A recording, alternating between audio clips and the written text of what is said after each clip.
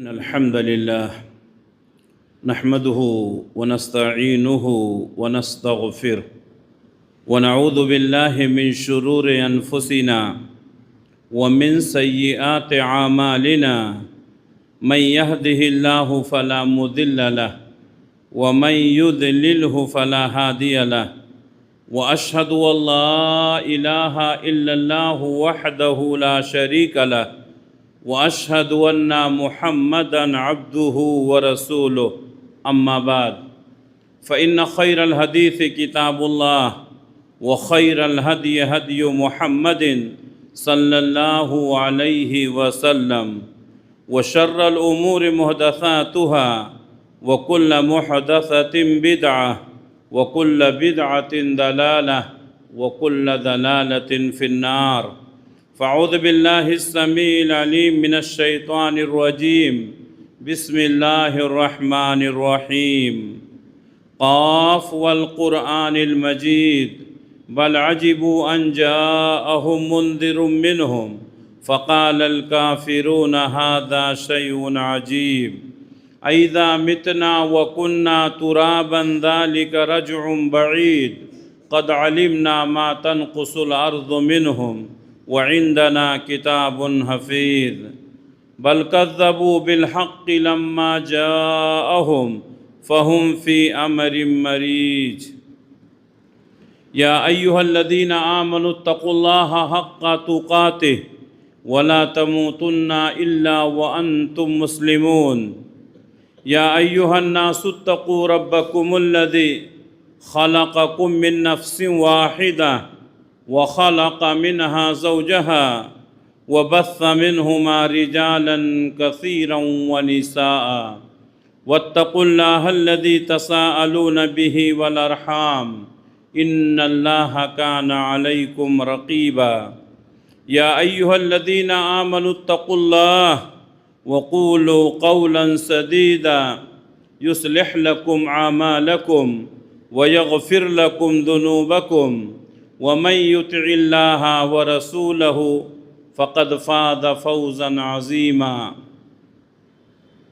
ہر طرح کی تعریف اس اللہ رب العالمین کے لیے لائق اور زیبا ہے جو سارے جہان کا اکیلا خالق ہے، مالک ہے، حاکم ہے، رازق ہے، جس کے ہاتھ میں پوری دنیا کی بادشاہت ہے اور جو اپنے عرش پر ہوتے ہوئے پوری کائنات کا نظام چلا رہا ہے۔ بعدہ اس کے تمام نبیوں اور رسولوں پر درود و سلام نازل ہوں، خصوصاً آخری نبی حضرت محمد مصطفیٰ صلی اللہ علیہ وسلم پر، جو آخری نبی، آخری رسول، آخری پیغمبر بنا کر اس دنیا کے لیے بھیجے گئے، جن کے بعد اب قیامت تک کوئی نبی آنے والا نہیں ہے۔ محترم حاضرین، آج کی خطبے کے لیے میں نے جو عنوان منتخب کیا ہے وہ ہے اسلام میں جانوروں کے حقوق۔ قبل اس کے کہ میں موضوع کی وضاحت کروں، میں آپ کو یہ بتا دینا مناسب سمجھتا ہوں کہ میں نے اس موضوع کو کیوں منتخب کیا۔ ہر سال جب بقرعید کا موقع آتا ہے تو اسلام دشمن طاقتیں لوگوں کو گمراہ کرنے کے لیے یہ پروپیگنڈا کرتے ہیں کہ مسلمان جیو ہتیا کرتے ہیں، مسلمان بے رحم ہوتے ہیں، مسلمان جانوروں کو بے دردی سے ذبح کرتے ہیں۔ یہ ایک الگ مسئلہ ہے کہ دوسرے مذاہب کے لوگ جانوروں کے ساتھ کیا سلوک کرتے ہیں، یہ مجھے بتانے کی ضرورت نہیں ہے، آپ حضرات جانتے ہیں، اور جو نہیں جانتے ہیں وہ ان کی مذہبی کتابیں پڑھ لیں اور تحقیق کے ساتھ پڑھیں تو معلوم ہوگا کہ مسلمانوں کے علاوہ جو دیگر مذاہب ہیں ان میں جانوروں کے ساتھ کیا سلوک کیا جاتا ہے اور جانوروں کے ساتھ وہ کیسا برتاؤ کرتے ہیں۔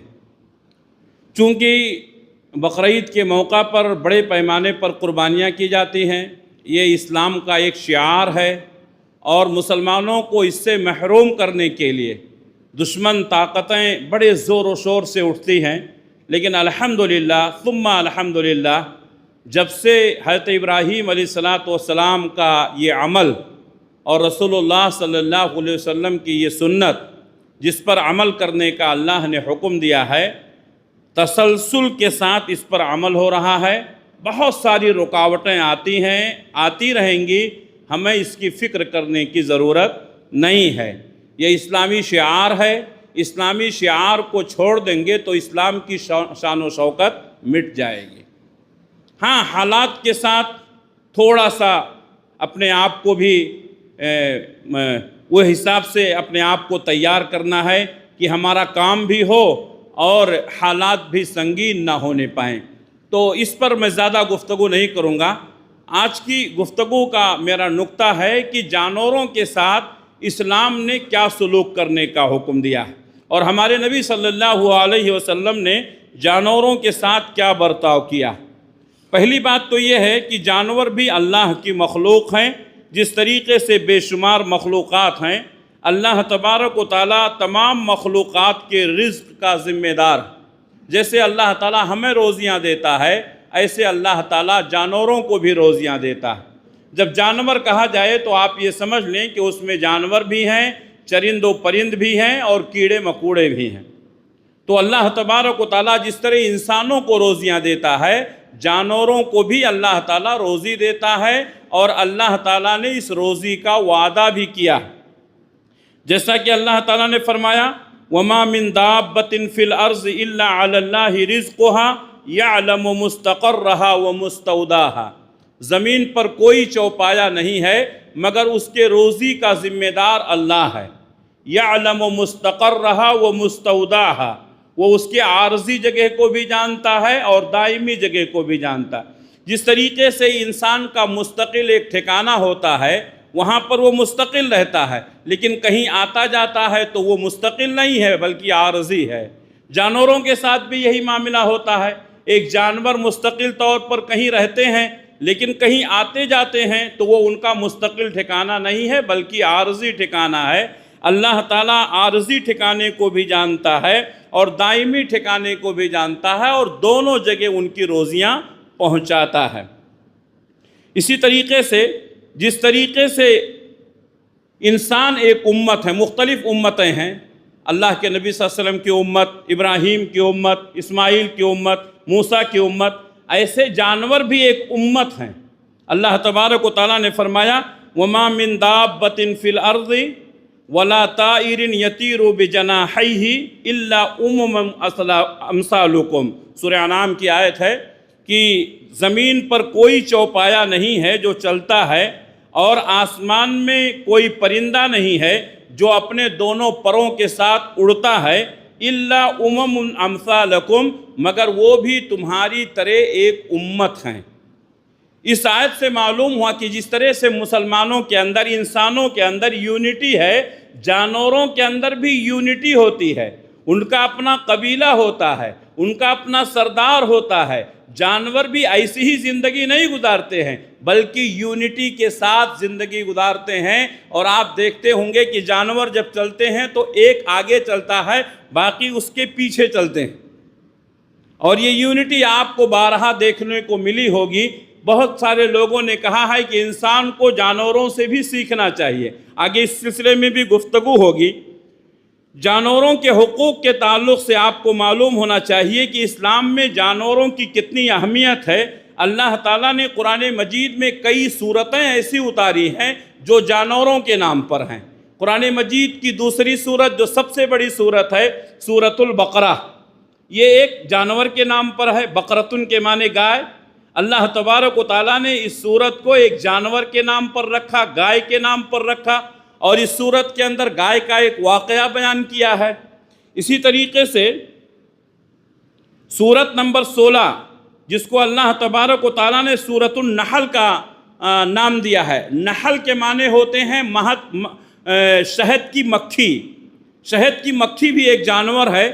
اللہ تعالیٰ نے اس صورت میں شہد کی مکھی کا تذکرہ کیا ہے کہ ان سے عبرت اور نصیحت حاصل کرو، یہ کس قدر محنت کر کے شہد کو اکٹھا کرتی ہیں اور لوگوں کے لیے فراہم کرتی ہیں، جو لوگوں کے لیے شفا ہے اور صحت بخش ہے۔ تو اللہ تعالیٰ نے اس طرح جانور کی مثال بیان کی اور جانور کے نام پر ایک سورت رکھا۔ اسی طریقے سے ایک سورت ہے سورۃ النمل، جو قرآن مجید کی 27ویں نمبر کی سورت ہے۔ نمل کے معنی ہوتے ہیں چونٹی۔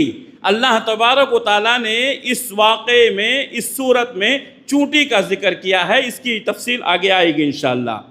اسی طریقے سے قرآن مجید کی ایک سورت ہے سورت نمبر 29، جس کا نام ہے سورۃ العنکبوت۔ عنکبوت کے معنی مکڑی، مکڑی جو گھروں میں رہتی ہے، اللہ تعالیٰ نے مکڑی کے نام پر ایک سورت رکھی ہے، تو اس میں بھی اللہ تعالیٰ نے مکڑی کا واقعہ بیان کیا ہے۔ اسی طریقے سے ایک سورت ہے سورت نمبر 105 پر سورۃ الفیل، جس کے معنی ہاتھی۔ اللہ تعالیٰ نے اس میں ہاتھی کا تذکرہ کیا ہے، اور ایک واقعہ، ایک عظیم واقعہ اس میں پنہا ہے، جو انشاءاللہ ابھی میں اس کے سلسلے میں آپ کے سامنے گفتگو کروں گا انشاءاللہ۔ اللہ تبارک و تعالیٰ نے جانوروں کو بڑی صلاحیتیں دی ہیں، اور قرآن مجید میں کئی جانوروں کا تذکرہ کر کے اللہ تعالیٰ نے انسانوں کو بتایا کہ تم ان سے عبرت اور نصیحت حاصل کرو۔ آج ہمارا حال کیا ہے کہ ہم اپنے آپ کو عقل مند سمجھتے ہیں اور دوسرے جانوروں کو بہت کمتر سمجھتے ہیں، جبکہ بعض جانور ایسے ہیں جو انسان سے زیادہ کارنامے انجام دیے ہیں، اور ان واقعات کو اللہ تعالیٰ نے قرآن مجید میں ذکر کیا ہے۔ سب سے پہلے ہم کوے کا ذکر کرتے ہیں۔ کوا، جس کو کوئی اہمیت نہیں دیتے ہیں، یہ پرندہ ہے، لیکن انسان کو زمین کھود کر کے، قبر بنا کر کے دفن کرنے کا جو طریقہ سکھایا ہے، ایک کوے نے سکھایا۔ قرآن مجید میں اللہ تبارک و تعالیٰ نے یہ واقعہ تفصیل کے ساتھ بیان کیا۔ حضرت آدم علیہ السلام کے 2 بیٹے تھے، قابیل اور حابیل۔ قابیل نے حابیل کو قتل کر دیا۔ کیوں؟ دونوں نے قربانی دی تھی، ایک کی قربانی قبول ہوئی، دوسرے کی نہیں قبول ہوئی۔ تو جس کی قربانی قبول نہیں ہوئی، قابیل، اس نے حابیل کو قتل کر دیا۔ غصے میں، جنون میں اپنے سگے بھائی کو مار دیا۔ قتل کرنے کے بعد لاش پڑی ہوئی ہے، غصہ ٹھنڈا ہوا، اب وہ سوچ رہا ہے کہ اپنے بھائی کے لاش کو کیا کرے۔ غصہ ٹھنڈا ہونے کے بعد انسان کی عقل بھی ٹھنڈی ہو جاتی ہے، تو اللہ تبارک و تعالیٰ نے ایک کوا بھیجا۔ فبعث اللہ غرابا، اللہ تعالیٰ نے ایک کوا بھیجا۔ اس کوے نے زمین کو کھودا تاکہ انسان کو بتائے کہ اپنے بھائی کے لاش کو کیسا چھپائے۔ میرے بھائیو، آج جو ہم قبر کھود رہے ہیں، اپنے بھائی کو دفن کر رہے ہیں، یہ نصیحت ہم کو کہاں سے ملی ہے؟ ایک کوے سے ملی ہے، اور اللہ تبارک و تعالیٰ نے یہ واقعہ قرآن مجید میں تفصیل سے بیان کیا ہے۔ اسی طریقے سے اللہ تبارک و تعالیٰ نے سورۃ النمل میں چونٹیوں کا تذکرہ کر کے ایک چونٹی کا واقعہ بیان کیا۔ حضرت سلیمان علیہ السلام اپنے لشکر کے ساتھ جا رہے تھے، اس میں انسان بھی تھے اور بہت سارے جانور، چرند پرند بھی تھے۔ تو حضرت سلیمان علیہ السلام جب ایک وادی میں پہنچے تو وہاں چونٹیوں کا بسیرا تھا۔ تو چونٹیوں کا جو سردار تھا، اس سردار نے اعلان کیا کہ اے چونٹیوں، تم اپنی اپنی سوراخوں میں گھس جاؤ، کہیں ایسا نہ ہو کہ سلیمان علیہ السلام اور ان کے قبیلے، ان کے لشکر کے لوگ لاشعوری میں تم کو روند ڈالیں اور تم اپنی جان سے ہاتھ دھو بیٹھو۔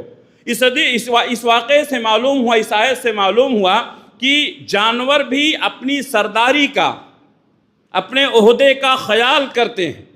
ایک جانور کا جو سردار ہوتا ہے، اس کی ذمہ داری ہے کہ اپنے رعایا، اپنے ماتحتین کی حفاظت کرے۔ اسی لیے چونٹیوں کے سردار نے یہ اعلان کیا کہ اے چونٹیوں، تم اپنے بلوں میں، سوراخوں میں گھس جاؤ، کہیں ایسا نہ ہو کہ سلیمان علیہ السلام اور ان کے لشکر کے لوگ لاشعوری میں تم کو روند ڈالیں۔ آج چونٹیوں کو اتنا بات کا احساس ہے، لیکن ہمارے لوگوں کو، انسانوں کے جو بڑے ہیں، انسانوں کے جو سردار ہیں، وہ انسانوں کا خون چوستے ہیں، انسانوں کو قتل کرواتے ہیں، انسانوں کے ساتھ بدسلوکی کرتے ہیں، انسانوں کو بانٹتے ہیں، انسانوں کو لڑاتے ہیں۔ میرے بھائیوں، ایک معمولی چونٹی اس کو بھی اس بات کا احساس ہے کہ میں سردار ہوں تو میری ذمہ داری ہے کہ میں اپنی رعایا کی، اپنے ماتحتین کے جان کی حفاظت کروں۔ یہ اللہ تبارک و تعالیٰ نے سورۃ النمل میں قرآن مجید کے اندر بیان کیا ہے۔ اسی طریقے سے اللہ تبارک و تعالیٰ نے سورۃ النمل میں ایک اور واقعہ بیان کیا ہے۔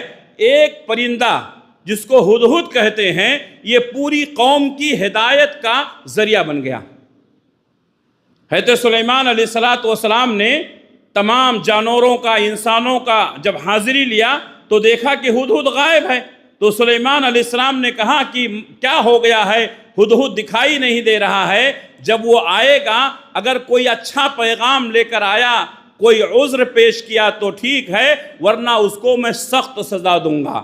تو ہدہد پرندے نے حضرت سلیمان علیہ السلام سے کہا، میں آپ کے پاس ایک ایسی خبر لے کر کے آیا ہوں جس کے بارے میں آپ کو معلوم نہیں ہے۔ میں ایک ایسے ملک سے آ رہا ہوں جہاں پر دو قسم کی برائیاں ہیں۔ ایک تو یہ ہے کہ ان کے اوپر ایک عورت حکومت کر رہی ہے، اور دوسری برائی یہ ہے کہ وہ لوگ اللہ کو چھوڑ کر سورج کی پوجا کرتے ہیں۔ معلوم یہ ہوا کہ ایک پرندے کو بھی معلوم تھا کہ سرداری کرنا، حکومت کرنا یہ مردوں کا کام ہے، عورتوں کا کام نہیں ہے۔ ایک پرندے کو بھی معلوم تھا کہ اللہ کے علاوہ کسی دوسرے کی عبادت کرنا شرک ہے۔ اس لیے ہدہد پرندے نے حضرت سلیمان علیہ السلام تک پیغام پہنچایا۔ سلیمان علیہ السلام نے ملکہ سبا کے پاس خط بھیجا اور کہا کہ تم عزت کے ساتھ ہمارے پاس واپس آ جاؤ اور اسلام قبول کر لو۔ چنانچہ پورا واقعہ سورۃ النمل کے اندر اللہ نے بیان کیا ہے۔ میں اس واقعے کی تفصیل میں نہیں جانا چاہتا ہوں، بتانا مقصد یہ ہے کہ ایک پرندہ، ہدہد پرندہ، پوری قوم کی ہدایت کا ذریعہ بن گیا، پوری قوم کی ہدایت کا سبب بن گیا۔ ایک پرندہ سبب بن گیا۔ اللہ نے ہم کو عقل دی ہے، اللہ نے ہم کو دماغ دیا ہے، ہم نے کتنے لوگوں کو ہدایت پر لانے کی کوشش کی۔ ایک پرندہ جب دیکھا کہ پوری قوم شرک میں ڈوبی ہوئی ہے، عورت حکومت کر رہی ہے، تو ایک پرندے کو احساس ہوا کچھ کرنا چاہیے۔ اگر میں نہیں کر سکتا ہوں تو ایسے شخص کے پاس پیغام پہنچاؤں جو کرنے کی طاقت رکھتا ہے۔ میرے بھائیوں، یہ واقعہ اللہ تعالیٰ نے قرآن مجید کے اندر بیان کیا ہے سورۃ النمل کے اندر۔ اسی طریقے سے اللہ تبارک و تعالیٰ نے ابابیل کا تذکرہ کیا ہے، جس کو ہم اصحاب الفیل کے نام سے یاد کرتے ہیں۔ الم تری کیف فعل ربک باصحاب الفیل۔ تم کو معلوم نہیں ہے کہ اللہ تبارک و تعالیٰ نے ہاتھی والوں کے ساتھ کیا سلوک کیا۔ پوری تفصیل نہیں بتاؤں گا، اشارہ کرتا ہوں۔ ابرہہ نامی ایک بادشاہ نے کعبۃ اللہ کو ڈھانے کے لیے، کعبۃ اللہ کو منہدم کرنے کے لیے ہاتھیوں کا ایک لشکر، ایک بڑا لشکر جرار لے کر کے پہنچا تاکہ کعبۃ اللہ کو ڈھا دے۔ جب وہ عرفات کے میدان سے آگے آ کر کے عرفات اور مزدلفہ کے بیچ میں پہنچا تو اللہ تبارک و تعالیٰ نے اس کے اوپر عذاب بھیج دیا۔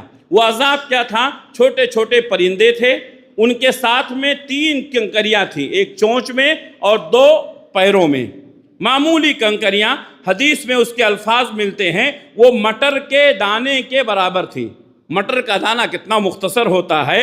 ایک چڑیا 3 کنکریوں کو لے کر کے آئی، اللہ تعالیٰ نے ان پرندوں کے جھنڈ کو بھیج دیا، اور ان پرندوں نے جن کو ابابیل کہتے ہیں، ان پرندوں نے ابرہہ کے لشکر کو تباہ و برباد کر دیا۔ پورا لشکر، جہاں وہ کنکری گرتی تھی وہ جگہ سڑ جاتی تھی، کٹ جاتا تھا۔ اس چھوٹی کنکری نے ایٹم بم سے زیادہ کام کیا۔ اللہ تبارک و تعالیٰ کسی کا محتاج نہیں ہے۔ اللہ تعالیٰ چاہے تو ہواؤں سے کسی کو ہلاک کر دے، اللہ تعالیٰ چاہے تو پانی سے کسی کو ہلاک کر دے، اللہ تعالیٰ چاہے تو چھوٹے چھوٹے پرندوں کو بھیج کر کے بڑے بڑے لشکروں کو تباہ و برباد کر دے، اللہ تعالیٰ چاہے تو چھوٹے چھوٹے لشکر سے بڑے بڑے لشکروں کو تباہ کر دے۔ کم من فیۃ قلیلۃ غلبت فیۃ کثیرۃ باذن اللہ۔ کتنی چھوٹی چھوٹی جماعتیں ہیں جو بڑی بڑی جماعتوں پر غالب آ جاتی ہیں جب اللہ کی مدد ہوتی ہے۔ تو میرے بھائیوں، اللہ تبارک و تعالیٰ نے یہ واقعات قرآن مجید میں بیان کیے ہیں جس سے ہم کو عبرت اور نصیحت حاصل کرنی ہے۔ مچھلی کے پیٹ میں اگر کوئی چلا گیا تو وہ بچتا نہیں ہے، لیکن ایک مچھلی نے حضرت یونس علیہ السلام کو نگل لیا۔ حضرت یونس علیہ السلام مچھلی کے پیٹ میں گئے، لیکن تاریخ گواہ ہے کہ حضرت یونس علیہ السلام کے جسم پر خراش بھی نہیں آیا۔ حضرت یونس علیہ السلام کو کسی طرح کی کوئی تکلیف نہیں پہنچی، مچھلی نے ان کو اپنے پیٹ میں محفوظ رکھا، اور اس کے بعد میں اللہ تبارک و تعالیٰ کے حکم سے مچھلی نے اگل دیا، اور حضرت یونس علیہ السلام ساحل پر پڑے رہے، اور کئی دنوں کے بعد پھر وہ صحت مند ہوئے واپس آئے۔ واقعے کی تفصیل میں نہیں جانا چاہتا ہوں، صرف اشارہ کر رہا ہوں کہ جانوروں نے کتنے بڑے بڑے کام کیے ہیں۔ اسی طریقے سے اصحاب کہف کا واقعہ پڑھیں گے تو اللہ تبارک و تعالیٰ نے اصحاب کہف کے ساتھ ایک کتے کا تذکرہ کیا ہے۔ اللہ نے فرمایا وہ 3 تھے، چوتھا ان کا کتا تھا، وہ 5 تھے، چھٹا ان کا کتا تھا، وہ 7 تھے، 8واں ان کا کتا تھا۔ اصحاب کہف اتنے اچھے لوگ، ان لوگوں کے ساتھ اللہ نے بار بار کتے کا تذکرہ کیا۔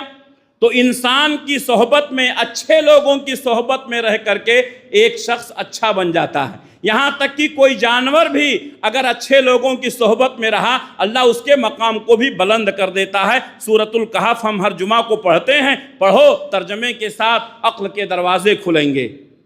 تو اللہ تبارک و تعالیٰ نے اصحاب کہف کے ساتھ کتے کا تذکرہ کیا۔ تفسیر آپ پڑھیں گے تو اصحاب کہف کی حفاظت کے لیے اللہ تعالیٰ نے کتے کو اس گفا میں، جہاں غار میں جہاں جاتے تھے، سامنے ہی کتا اپنے دونوں پیر پھیلائے ہوئے بیٹھا تھا کہ کوئی شخص اگر اندر جانا چاہے تو کتے کی اس ہیبت کو دیکھ کر کے وہ مبہوت ہو جائے، وہ مرعوب ہو جائے اور اندر جانے کی ہمت نہ کرے۔ تو اللہ تبارک و تعالیٰ نے اس طرح بہت سارے جانوروں کا تذکرہ کیا ہے قرآن مجید میں کہ انہوں نے بڑے کارنامے انجام دیے۔ ان کے لیے بڑی عبرتیں ہیں، بڑی نصیحتیں ہیں ان واقعات میں۔ یہی وجہ ہے کہ اللہ کے نبی صلی اللہ علیہ وسلم نے جانوروں کے ساتھ حسن سلوک کرنے کا حکم دیا۔ یہی وجہ ہے کہ اللہ کے نبی صلی اللہ علیہ وسلم جانوروں کے ساتھ اچھا برتاؤ کرتے تھے۔ یہی وجہ ہے کہ جانوروں کی حفاظت کیا جاتا ہے۔ یہی وجہ ہے کہ جانوروں کے کھانے پانی کا انتظام کیا جاتا ہے۔ لیکن میرے بھائیوں، مجھے کہنے دیجئے، بہت سارے لوگ آپ کو ملیں گے جو صبح سو کر اٹھتے ہی اللہ کے دیگر مخلوقات کو، کوئی کبوتروں کو چارے ڈالتا ہے، کوئی چونٹیوں کو شکر ڈالتا ہے، کوئی پیپل کو پانی پلاتا ہے۔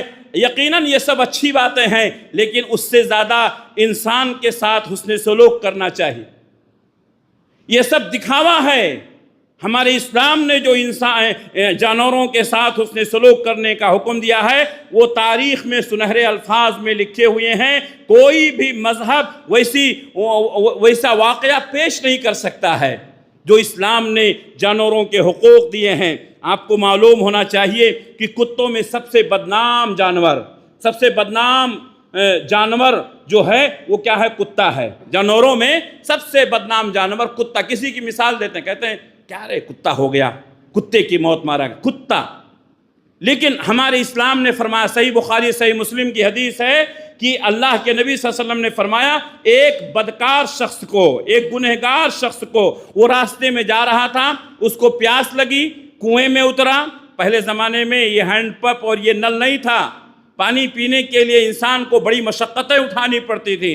کنویں کے نیچے اترا، جا کے پانی پیا، پیاس بجھائی، باہر نکلا، دیکھا کہ ایک کتا پیاس سے ہانپ رہا ہے، زمین کو چاٹ رہا ہے۔ وہ بدکار انسان جو گناہوں میں ڈوبا ہوا تھا، اس نے سوچا کہ تھوڑی دیر پہلے میں پیاسا تھا، یہ جانور ہے، گرچہ جانور ہے، یہ پیاسا ہے۔ کنویں میں دوبارہ اترا، اپنے موزے میں پانی لیا، لا کر کے کتے کو پلا دیا۔ اللہ کے نبی صلی اللہ علیہ وسلم فرماتے ہیں کہ اللہ تبارک و تعالیٰ نے اس کی نیکی کو قبول کیا اور اس کے گناہوں کو معاف کر کے جنت میں داخل کر دیا۔ اسی طریقے سے ایک واقعہ عورت کے سلسلے میں ہے، صحیح مسلم کی حدیث ہے۔ اللہ کے نبی صلی اللہ علیہ وسلم نے فرمایا، بنی اسرائیل کی ایک بدکار عورت نے ایک کتے کو پانی پلایا، اللہ تعالیٰ نے اس کو جنت میں داخل کر دیا۔ میرے بھائیوں، جب جانور کو پانی پلانے سے اللہ تعالیٰ جنت میں داخل کر سکتا ہے، انسانوں کو پانی پلانا، انسانوں کو کھانا کھلانا کتنے ثواب کا کام۔ یہ جانوروں کے ساتھ یہ سلوک ہمارے اسلام نے بتایا۔ صحیح بخاری صحیح مسلم کی ایک اور حدیث ہے، اللہ کے نبی صلی اللہ علیہ وسلم نے فرمایا ایک عورت کو اس لیے جہنم میں داخل کیا گیا کہ اس نے ایک جانور پر ظلم کیا تھا، ایک جانور پر ظلم کیا تھا، ایک بلی کو پکڑا اور پکڑ کر باندھ دیا، نہ اس کو چھوڑا کہ وہ جا کر کے اپنا خوراک تلاش کرے، نہ اس کو چھوڑا کہ وہ جا کر کے اپنا پیٹ بھر لے، اور نہ ہی اس نے اس کو کھانا اور پانی دیا۔ کئی دن مسلسل بھوکا رہنے کی وجہ سے یہ بلی مر گئی۔ اللہ تبارک و تعالیٰ اس عورت پر ناراض ہوا اور اس بلی پر ظلم کرنے کی وجہ سے اللہ تعالیٰ نے اس عورت کو جہنم میں ڈال دیا۔ یہ پیغام کس نے دیا ہے؟ یہ پیغام اسلام نے دیا ہے۔ کتے اور بلیوں کے ساتھ بھی حسن سلوک کی تعلیم دیتا ہے اسلام، لیکن آج اسلام کو بدنام کیا جا رہا ہے۔ کمزوریاں ہماری ہیں، ہم نے تاریخ کو پڑھا نہیں، ہم نے اسلام کا مطالعہ نہیں کیا۔ اگر یہ واقعات ہم پڑھے ہوتے، لوگوں کو بتائے ہوتے، تو آج دشمنوں کی زبان نہیں کھلتی۔ میرے بھائیوں، اپنے دائرے میں اپنی طاقت کے مطابق اسلام کے یہ ذرّی واقعات اپنے دوستوں کو بتاؤ کہ اسلام نے جانوروں کے ساتھ جو حسن سلوک کیا ہے کسی دوسرے مذہب نے نہیں کیا ہے۔ تو اللہ کے نبی صلی اللہ علیہ وسلم نے فرمایا کہ ایک عورت کو اللہ تعالیٰ نے اس لیے جہنم میں ڈال دیا کیونکہ اس نے ایک بلی کو باندھ دیا تھا، نہ اس کو کھانا پانی دیا اور نہ اس کو چھوڑا کہ جا کر کے وہ اپنا خوراک خود تلاش کرے، چنانچہ وہ بلی تڑپ تڑپ کر مر گئی۔ اس گناہ کی وجہ سے اللہ تبارک و تعالیٰ نے اس عورت کو جہنم میں ڈال دیا۔ اللہ کے نبی صلی اللہ علیہ وسلم جا رہے تھے، آپ نے ایک گدھا دیکھا۔ گدھا ایک بدنام جانور ہے، جب کسی کو برا کہنا ہوتا ہے تو کہتے ہیں کیا گدھا ہے، کیا عقل نہیں ہے کیا؟ ایک بدنام جانور ہے۔ اللہ کے نبی صلی اللہ علیہ وسلم نے دیکھا کہ ایک گدھے کے چہرے کو کسی نے داغ دیا ہے، ایک گدھے کے چہرے کو کسی نے داغ دیا ہے۔ اللہ کے نبی صلی اللہ علیہ وسلم نے فرمایا لوگو، کیا میں نے تم کو بار بار یہ بات نہیں بتائی ہے کہ جانوروں کو تکلیف نہ پہنچاؤ، ان کے چہرے پر نہ مارو، ان کے چہرے کو نہ داغو؟ چنانچہ اللہ کے نبی صلی اللہ علیہ وسلم نے فرمایا لعنت ہے اس شخص پر جو جانور کے چہرے پر مارے اور جانوروں کے چہرے کو داغ لگائے۔ میرے بھائیوں، بات آ گئی ہے تو کہنے دیجئے، کتنے لوگ ایسے ہیں جو استاد کے نام پر، ٹیچر کے نام پر اپنے بچوں کو مارتے ہیں، منہ پر مارتے ہیں، شاگردوں کو مارتے ہیں۔ بعض خواتین بچوں سے ناراض ہوتی ہیں، ان کے چہرے پر مارتی ہیں۔ اللہ کی قسم، نبی صلی اللہ علیہ وسلم نے اس شخص کے اوپر لعنت فرمائی ہے جو کسی جانور کے چہرے پر مارے۔ کسی انسان کے چہرے پر مارنا، کسی انسان کے چہرے کو خراب کرنا، کسی انسان کے چہرے پر تماچا مارنا کتنا برا کام ہے، آپ سوچ سکتے ہیں۔ بہت ساری خواتین ناراض ہوتی ہیں، اپنے سگے بچے کو، اپنے لختے جگر کو ان کے چہرے پر مار دیتی ہیں۔ بعض استاد اپنے شاگردوں کو مار دیتے ہیں، بعض مالک اپنے نوکروں کو مار دیتے ہیں۔ اللہ کے نبی صلی اللہ علیہ وسلم کے ایک صحابی تھے، اپنے نوکر کو مار رہے تھے۔ اللہ کے نبی صلی اللہ علیہ وسلم نے پیچھے سے آواز دی، اللہ سے ڈرو، اللہ سے ڈرو، انسانوں پر ظلم نہ کرو۔ صحابی کہتے ہیں میں نے پیچھے مڑ کر دیکھا تو امام کائنات محمد رسول اللہ صلی اللہ علیہ وسلم تھے، کہہ رہے تھے کہ انسانوں پر ظلم نہ کرو۔ جس طریقے سے آج یہ تمہارا غلام ہے، تم سب اللہ کے غلام ہو، اللہ تمہارے گناہوں کو معاف کر دیتا ہے، تم بھی لوگوں کی غلطیوں کو معاف کر دیا کرو۔ صحابی رسول کہتے ہیں نبی کی زبان سے یہ جملہ سنا، میرا دل پسیج گیا، میں نے اس غلام کو فوراً آزاد کر دیا۔ میرے بھائیوں، یہ ہے اسلامی تعلیمات۔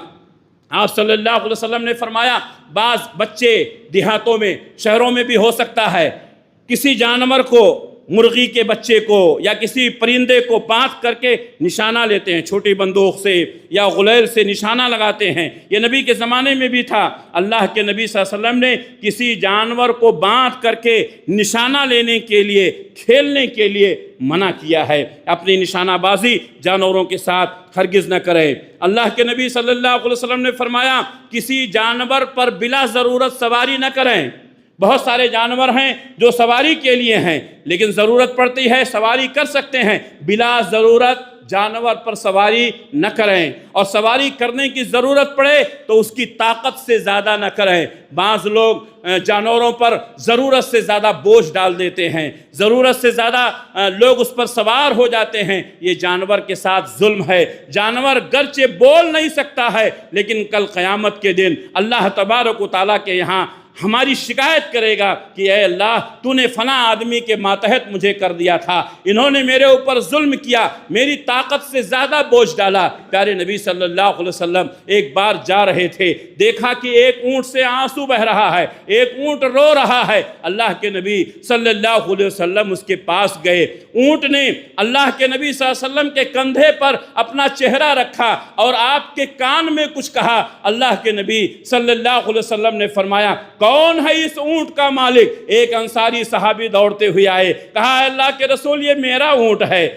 اللہ کے نبی نے فرمایا یہ جانور رو رہا ہے، یہ جانور رو رہا ہے، اور اس نے مجھ سے شکایت کی ہے کہ تم اس کو پیٹ بھر کھانا نہیں دیتے ہو اور اس کی طاقت سے زیادہ کام لیتے ہو۔ اللہ اکبر۔ میرے بھائیوں، ہمارے نبی نے ایک اونٹ کے فرمائش کو سنا، اس کے مالک کو ڈانٹا، نصیحت فرمائی کہ اس کی طاقت سے زیادہ کام مت لو اور اس کو پیٹ بھر کے کھانا دو۔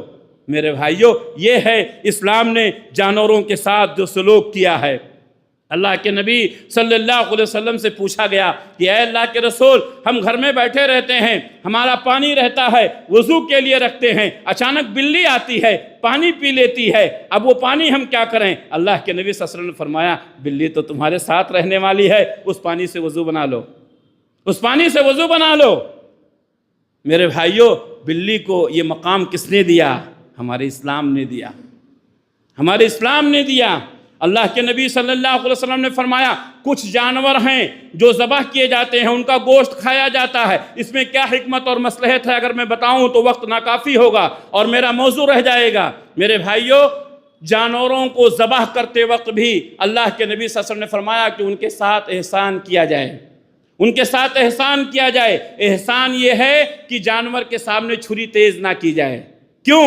جانور کو تکلیف ہوتی ہے۔ یہ کس نے تعلیم دی؟ ہمارے نبی نے تعلیم دی، ہمارے مذہب کی تعلیم ہے۔ اللہ کے نبی صلی اللہ علیہ وسلم نے فرمایا چھری تیز رکھو تاکہ ذبح کرنے میں جانور کو تکلیف نہ ہو۔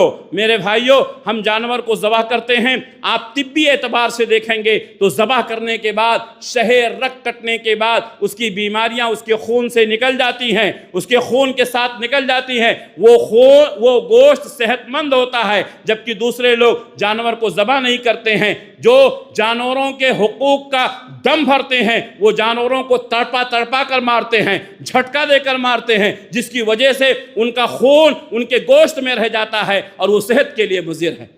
میرے بھائیوں، اسلام نے جو طریقہ سکھایا، ذبح کرنے کے وقت بھی جانور پر احسان کرنا ہے، چھری تیز ہونی چاہیے، چھری کو جانور کے سامنے تیز نہیں کرنا ہے، ایک جانور کو دوسرے جانور کے سامنے ذبح نہیں کرنا ہے۔ یہ اللہ کے نبی صلی اللہ علیہ وسلم کا حکم ہے۔ آپ صلی اللہ علیہ وسلم نے فرمایا، صحیح مسلم کی حدیث ہے کہ ایک نبی تھے کہیں جا رہے تھے، ان کو ایک چونٹی نے کاٹ لیا، ایک نبی کو ایک چونٹی نے کاٹ لیا، صحیح مسلم کی حدیث ہے۔ نبی غصہ ہوئے، چونٹی کے کاٹنے سے ان کو غصہ آیا اور نبی نے حکم دیا اپنے ساتھیوں کو کہ یہ چونٹیوں کا جو گھر ہے پورا جلا دو، پورا جلا دو۔ چنانچہ نبی کے ساتھیوں نے چونٹیوں کا گھر جلا دیا۔ فوراً اللہ تعالیٰ نے آسمان سے پیغام بھیجا، نبی کو پیغام بھیجا، نبی کو وہی بھیجی، کہا ایک چونٹی نے آپ کو کاٹا تھا، آپ نے ساری چونٹیوں کو کیوں جلا دیا؟ آپ نے چونٹیوں کے گھر کو کیوں جلا دیا؟ آپ نے پوری قوم کو کیوں تباہ و برباد کر دیا؟ ساری چونٹیوں نے تو آپ کو تکلیف نہیں دیا تھا، ایک ایسی قوم جو اللہ کی تسبیح بیان کر رہی تھی، آپ نے ان کو ختم کر دیا، آپ نے ان کو مار دیا۔ میرے بھائیوں، ہمارا اسلام ہم کو یہ تعلیم دیتا ہے کہ چونٹیوں کو بھی ماریں تو کب ماریں گے؟ جب وہ آپ کو تکلیف پہنچائے۔ کوئی جانور جو آپ کو تکلیف نہیں پہنچاتا ہے وہ جانور کو آپ مار نہیں سکتے ہیں۔ نبی کو اللہ نے ٹوکا، صحیح مسلم کی حدیث ہے، اللہ کے نبی صلی اللہ علیہ وسلم فرماتے ہیں اللہ تعالیٰ نے آسمان سے وحی بھیجی، پیغام بھیجا، ایک چونٹی نے آپ کو کاٹا تھا، ساری چونٹیوں کو آپ نے مار دیا، ان کے گھروں کو جلا دیا، ساری چونٹیوں نے آپ کا کیا بگاڑا تھا؟ وہ اللہ کی تسبیح بیان کر رہی تھی، وہ اللہ کا شکر ادا کر رہی تھی۔ اس حدیث سے یہ بھی معلوم ہوا کہ انسان کے علاوہ دیگر جانور بھی، چرند و پرند بھی، کیڑے اور مکوڑے بھی اللہ کی تسبیحات بیان کرتے ہیں۔ اللہ نے فرمایا گرچہ تم اس کی تسبیح کو نہیں سمجھ سکتے ہو، میرے بھائیوں یہ جانور اللہ کی مخلوق ہیں، ان کے ساتھ رحم و کرم کا معاملہ کیا جائے، ان کے اوپر ظلم نہ کیا جائے، اگر یہ بیمار ہو جائیں تو ان کا دوا اور علاج کرایا جائے، اگر ان کو کوئی تکلیف ہو تو ہمیں اپنی تکلیف محسوس کرنی چاہیے۔ پہلے لوگ جانوروں کو پالتے تھے، اپنے بچوں کی طرح پالتے تھے، لیکن اب یہ سسٹم ختم ہو گیا ہے۔ شہروں میں چونکہ وہ جگہ نہیں ہوتی ہے کہ ہم اپنے جانوروں کو پال سکیں، بلکہ جانور پالنا یہ برکت کی علامت ہے، خصوصاً بکری کے تعلق سے اللہ کے نبی صلی اللہ علیہ وسلم نے فرمایا کہ جتنے بھی نبی پیدا ہوئے سارے نبیوں نے بکریاں چرائی ہیں، اس میں اللہ تعالیٰ نے بڑی برکت رکھی ہے۔ اگر کوئی شخص پریشان ہو تو اس کو چاہیے کہ وہ بکریوں کو خریدے، بکریوں کا کاروبار کرے، بکریوں کو چرائے، اللہ تبارک و تعالیٰ نے اس میں بڑی برکت رکھی ہے۔ اور ہم اور آپ اچھی طرح سے جانتے ہیں بقرعید کا موقع آتا ہے، کتنے قریوں میں رہنے والے، دیہاتوں میں رہنے والے بکروں کو، جانوروں کو لے کر آتے ہیں، ہزاروں روپے کا بیپار کرتے ہیں۔ میرے بھائیوں یہ کام ہم اور آپ بھی کر سکتے ہیں، اگر سہولت ہو تو بکریوں کو پالنا چاہیے، جانوروں کو پالنا چاہیے۔ جانور جہاں ہوتے ہیں اللہ تبارک و تعالیٰ ان کو آفتیں وہاں پر نہیں آتی ہیں، یا آتی ہیں تو جانوروں کو پہلے محسوس ہو جاتا ہے۔ بہرکیف جانوروں کے حقوق کے تعلق سے یہ چند اہم اور بنیادی باتیں تھیں جو میں نے آپ حضرات کے سامنے ذکر کی ہیں۔ اللہ سے دعا ہے کہ اللہ رب العالمین ہم تمام لوگوں کو جانوروں کے ساتھ حسن سلوک کرنے کی توفیق عنایت فرمائے۔ اللہ ہم سب کو سچا پکا مسلمان بنائے، جب تک دنیا میں رکھے اسلام پر قائم رکھے، خاتمہ ہو تو ایمان بالخیر پر ہو۔ ربنا تقبل منا انک انت السمیع العلیم وتب علینا انک انت التواب الرحیم برحمتک یا ارحم الراحمین آمین۔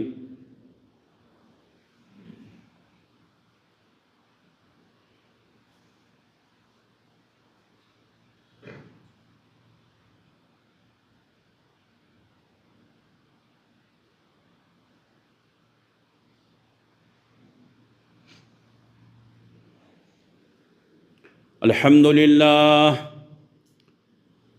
لله نحمده ونستعينه ونستغفره ونعوذ بالله من شرور أنفسنا ومن سيئات أعمالنا، من يهده الله فلا مضل له ومن يضلله فلا هادي له، وأشهد أن لا إله إلا الله وحده لا شريك له، وأشهد أن محمدًا عبده ورسوله، أما بعد فإن خير الحديث كتاب الله، وخير الهدي هدي محمد صلى الله عليه وسلم، وشر الأمور محدثاتها، وكل محدثة بدعة، وكل بدعة ضلالة، وكل ضلالة في النار۔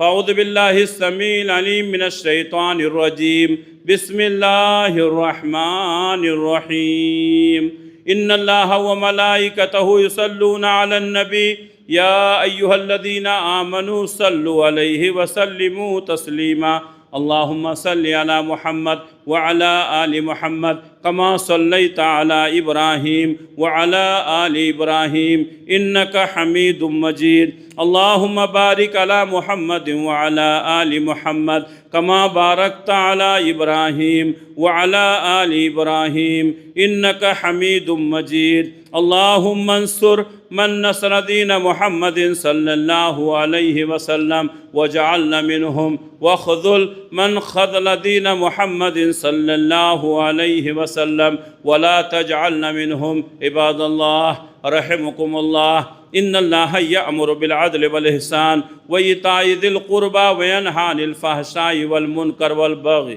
يعظكم لعلكم تذكرون، اذكروا الله يذكركم وادعوه يستجب لكم، ولذكر الله أكبر، وأقيموا الصلاة۔